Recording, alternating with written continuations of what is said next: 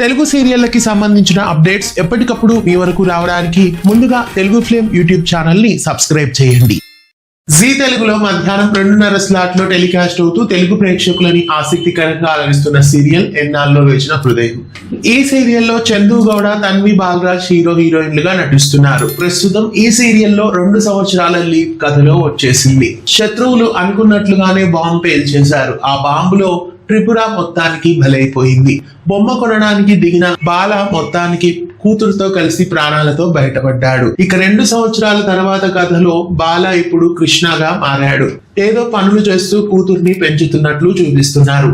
మరోవైపు కథలో సత్యభామ అనే క్యారెక్టర్ లో మళ్ళీ తన్వి బాలరాజ్ కొత్తగా ఎంట్రీ ఇచ్చారు. అయితే త్రిపుర బాంబ్ బ్లాస్ట్ లో చనిపోలేదు అని క్లియర్ గా తెలుస్తోంది. త్రిపుర ఎక్కడో ప్రాణాలతో బయటపడి గతం మర్చిపోయి సత్యభామగా మారింది.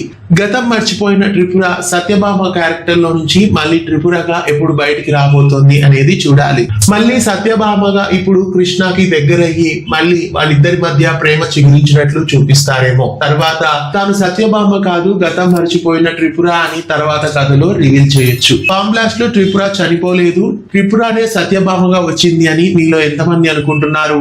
ప్రస్తుతం ఎన్నాళ్ళలో వేచిన హృదయం సీరియల్ కథ ఎలా ఉంది, మీకేమనిపిస్తోంది కామెంట్ చేయండి. ఇలాంటి మరెన్నో వీడియోస్ కోసం ఛానల్ ని సబ్స్క్రైబ్ చేసి పక్కనే ఉన్న బెల్ ఐకాన్ ని యాక్టివేట్ చేయండి.